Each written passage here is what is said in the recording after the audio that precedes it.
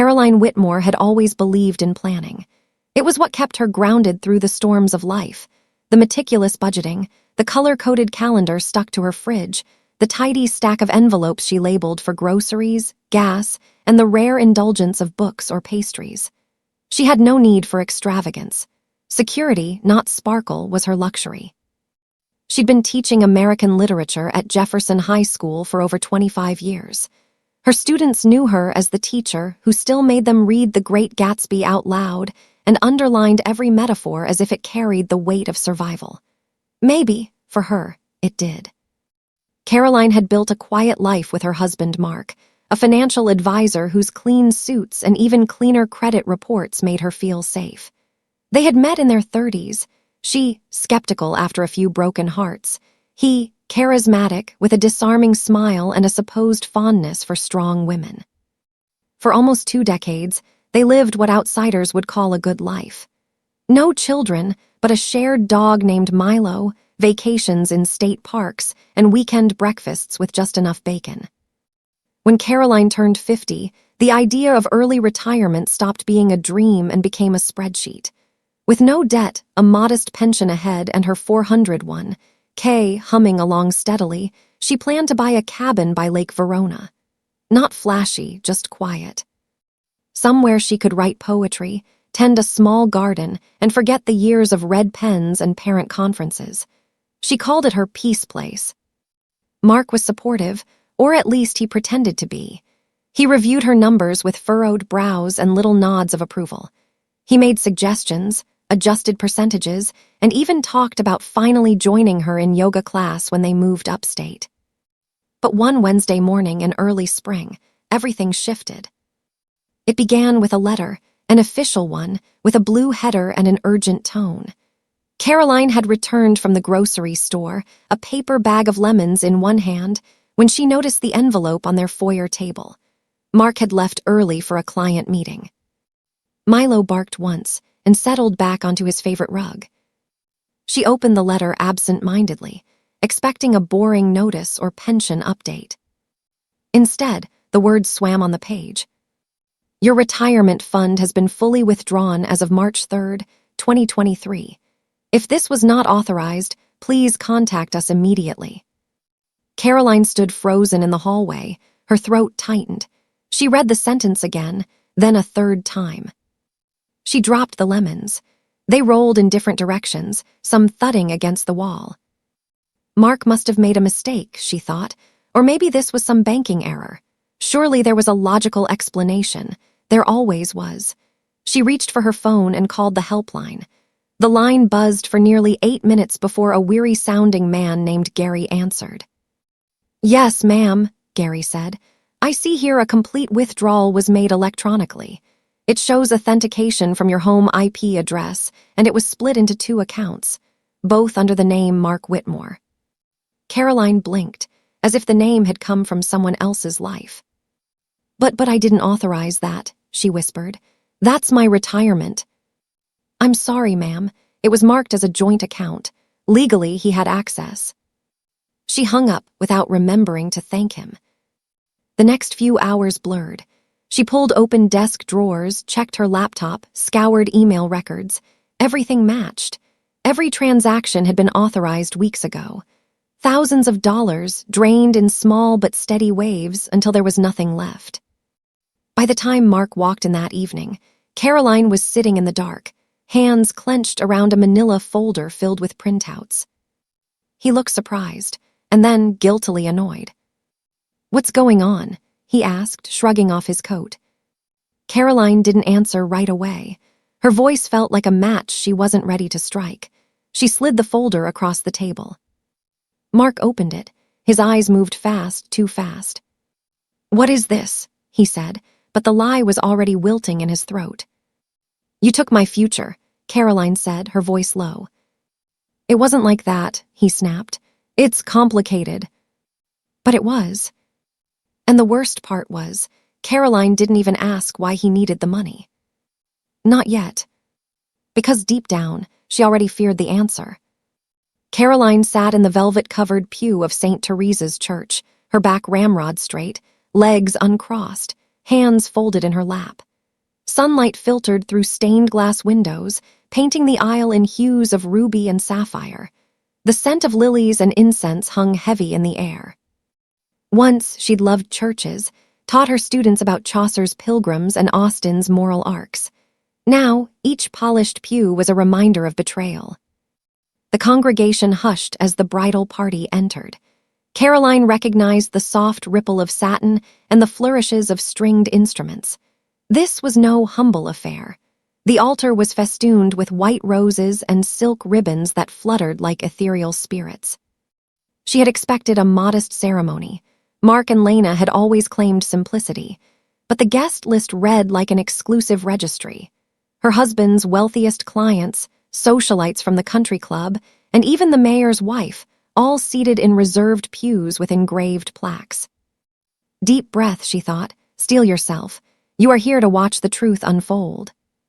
Caroline stole a glance at the aisle. There, beneath the vaulted arch, stood Lena, her baby sister, resplendent in ivory.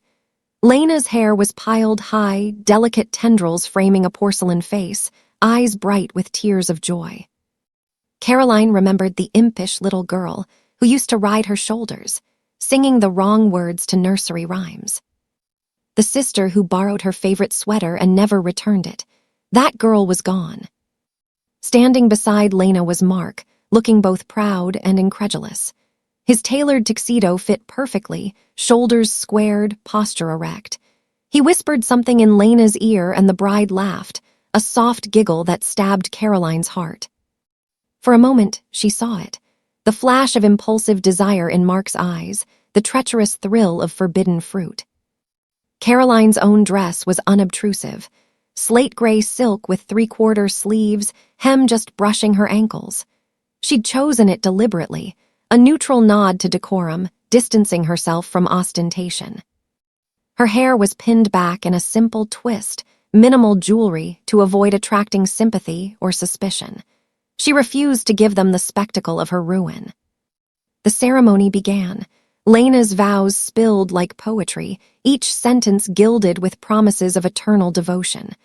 Mark's reply was pled for loyalty, honesty, and love until death parted them.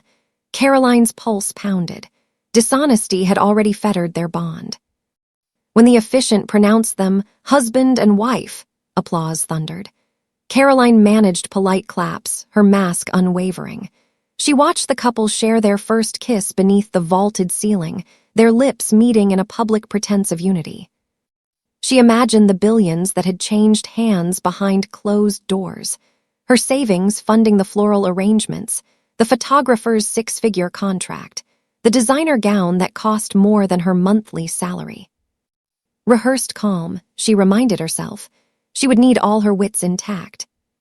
After the ceremony, guests drifted into the nave for cocktails.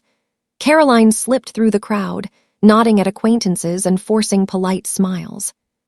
Every congratulatory remark, "What a beautiful service," or "You must be so happy for them," felt like salt in a wound. They didn't know what lay beneath the surface. She found Lena near an ice sculpture, champagne flute in hand.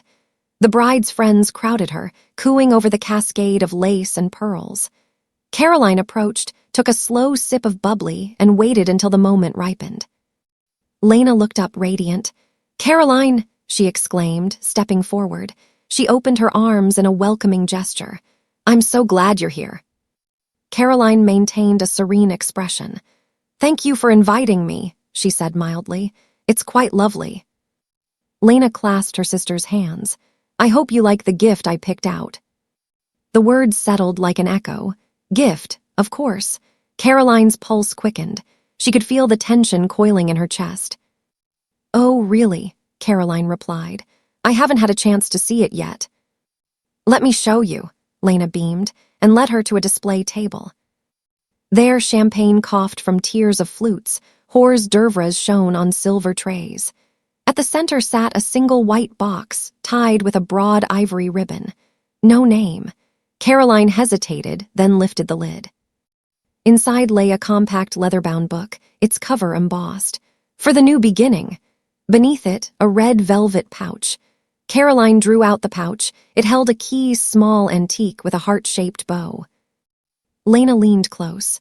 Isn't it perfect, Mark, and I want you to have it? Caroline looked up, her gaze steady. Thank you. Lena fluttered. Open it. She did. Inside the book, the first page bore Caroline's name in Mark's exquisite script, followed by the address of their longtime home, a grand brick colonial on Maple Street, and the line, now owned entirely by Mark and Lena Whitmore. Caroline's skin prickled. She lifted the velvet pouch again.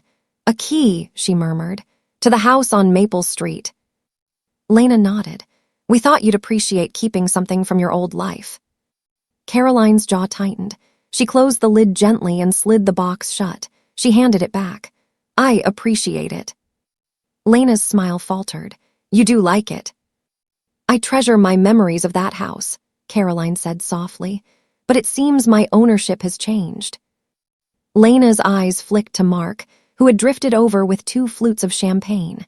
He studied his wife's face, the bride's expression taut, like porcelain about to fracture. Caroline, he began, this is a misunderstanding. Ties to that house, Caroline interrupted, were never intended to be wedding favors. Mark's face drained of color. Lena's smile froze. Guests started to notice. Caroline felt a quiet satisfaction settle over her. The ripple of confusion would spread soon enough. She raised her glass. To new beginnings, she said, tone neutral. They clinked glasses. Caroline tasted nothing, yet beneath the veneer of celebration, her plan was already germinating. Later, under a canopy of trees in the rose garden, guests danced and laughed. Caroline wandered among them, offering polite pleasantries, gathering whispers. Such a scandalous gift, someone muttered, shaking her head. Why give away the house? Another asked. Rumors bloomed like the flowers around them. She breathed deeply, savoring each flutter of gossip. Let them talk. Let them question. Let them wonder how a woman once so mild-mannered could stand unmoved at her supposed loss. By evening's end, the sun had dipped below the horizon. Lanterns glowed like embers, casting warm pools of light. Caroline slipped away from the revelry, ascending marble steps to the church's balcony. Below, Lena and Mark embraced, giddy, oblivious, trusting. Caroline watched until the moment waned. Then she turned, clutching the empty gift box in her gloved hands, and walked back inside the church. There she found a quiet pew and sat, the hush wrapped around her. She reflected on the evening's small victory. In giving them her gift, she had given them, publicly, proof that their betrayal had consequences. But this was only the beginning. She closed her eyes, imagining the shock when they realized the book was more than decorative, and the key was not to her former home, but to her real fortress. A safe deposit box in a bank of her choosing, one that held the true deed to Maple Street, along with the documents she needed to reclaim her life. Tomorrow, Caroline thought, will be the day they wake up knowing they've lost everything. Caroline rose and descended the steps. The party continued, but in her mind she was already planning the next move. The gift had been delivered, the trap set. Now she would watch as their carefully constructed world unraveled. And she would remain, calm, composed, victorious. The morning of the wedding was drenched in sunlight, as if the universe had no idea it was bearing witness to a farce. Caroline stood in front of the mirror, pinning a small brooch onto the collar of her pale blue dress. It wasn't festive, but it was elegant, understated, like a storm just before it broke. She had always believed in showing up with dignity, even to war. The wedding was held at the Marigold Estate, a lavish vineyard venue known for its rose-covered pergolas and champagne fountains. Caroline had never been there, but Lena had once mentioned it during one of her get-rich-quick schemes. Manifestation, she called it. As Caroline stepped out of the Uber, a hush seemed to follow her. Guests turned, whispered. Some recognized her. Others assumed she was simply another distant aunt. Her calm unnerved them. She moved like a shadow across the perfectly trimmed grass, her gift box held delicately in both hands. It was wrapped in crisp ivory paper, tied with a blue ribbon. Inside, it held ruin. The ceremony was nearly over. Caroline took a seat in the last row just as the officiant asked if anyone objected. She said nothing. This wasn't the time. The vows were sickly sweet. Mark looked thinner, his skin a touch paler. Lena, on the other hand, beamed like a queen. Her gown sparkled obscenely under the midday sun. After the kiss and cheers, Caroline walked toward the reception tent and placed her box neatly among the other gifts. No one noticed. Not yet. She stayed for the first toast. She even clapped when Lena's best friend gave a speech about new beginnings and finally finding what you deserve. The irony tasted bitter, like blood in the mouth. Then she left. Mark and Lena opened their gifts that night in a honeymoon suite overlooking the vineyard. They were giddy, tipsy, surrounded by tissue paper and wine-stained cards. When they reached the box with the blue ribbon, Lena giggled. "Who's this from? No tag." Mark shrugged. Maybe one of the cousins. They unwrapped it together. Inside was a large envelope. Lena opened it first, expecting a check. What she found instead were printed emails, transaction records, and bank statements. She frowned. "What the hell?" Mark leaned in, his face turned to stone. On top was a note, typed, clean, precise. "Since you took everything from me, I thought I'd return the favor. Consider this a wedding gift." Below the note was a USB drive. Mark inserted it into his laptop, hands suddenly shaking. A video file opened. It was security footage, silent, black and white, from their home, the living room. Mark and Lena, kissing, on the couch, time-stamped while Caroline was at her book club. Another clip, a conversation, recorded via phone. Lena's voice. "She'll never see it coming. She's so boring, so predictable." Mark, "She won't even know what hit her. Once the accounts drained, we're gone." Lena, "She deserves it. She's had enough of everything." More clips followed, audio messages, snippets of texts, a blueprint of betrayal meticulously compiled. Lena dropped the USB like it was poisoned. Underneath the documents were copies of legal papers, Caroline's revocation of power of attorney, transfer of remaining assets to her personal LLC, the quiet closure of their joint insurance policies. She had signed them 3 weeks ago. Everything Mark thought was his was already hers. And finally, one last document, a cease and desist letter drafted by Caroline's lawyer, warning both Mark and Lena to refrain from using any marital assets post-divorce, pending an investigation for financial fraud.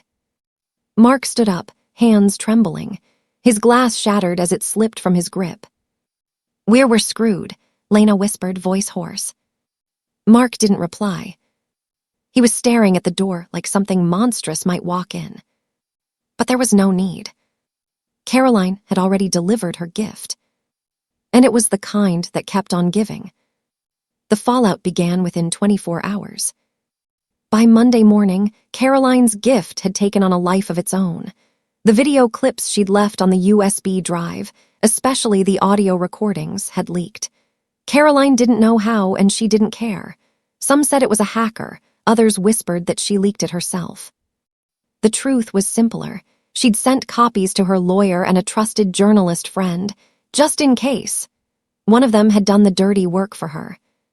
The town was small enough for news to travel like wildfire, especially when it involved betrayal, scandal, and family drama. Jefferson County had always loved Caroline Whitmore, the unassuming teacher who never missed a PTA meeting. But now, she was something more. She was the wronged wife who didn't throw tantrums. She threw calculated ruin.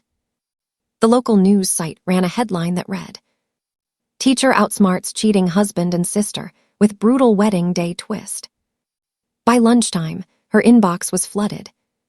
Former students wrote to her, mothers thanked her, strangers wanted to buy her coffee. Some even sent flowers to the school where she had just submitted her resignation. Meanwhile, Mark's world began to collapse. The firm where he worked, a respectable wealth management company, didn't take kindly to being featured in viral gossip. Though Caroline hadn't named them, online sleuths figured it out. Screenshots circulated. Clients called with angry questions. Trust was broken. By Wednesday, Mark was asked to resign to protect the brand. Lena's life crumbled just as fast. Her social media business, which had been barely holding on, lost 3 major partnerships. One of the sponsors released a statement about valuing ethical conduct. Another reposted the audio of her calling her sister predictable and boring and captioned it, "We stand with strong women, just not the backstabbing kind." Within a week, she was ghosted by almost everyone in her orbit. Caroline watched it all from her garden, where daffodils were starting to bloom. She didn't post a thing. She didn't comment. She didn't retaliate. She just watered her plants and let the storm swirl outside her picket fence. But there was more.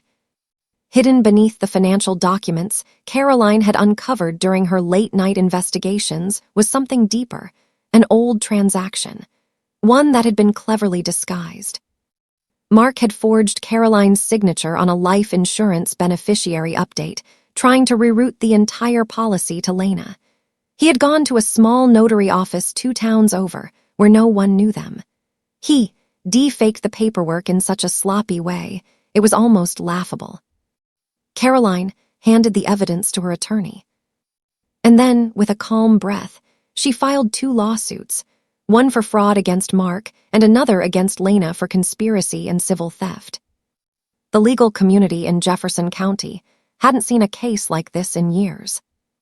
Depositions followed. In one, Lena burst into tears and claimed Mark had manipulated her. "He said she never loved him," Lena cried. "He told me Caroline was just using him for money." In another, Mark insisted that Lena had orchestrated the whole plan. A year passed. Not all at once, but in quiet, uneven moments. Autumn leaves became snow, then melted into spring again. Caroline marked the time not by birthdays or holidays, but by how deeply she could breathe without pain. She sold the house. It wasn't an act of anger, but of liberation. Every corner held echoes, Mark's cologne on the closet hangers, Lena's laughter once heard over a speakerphone.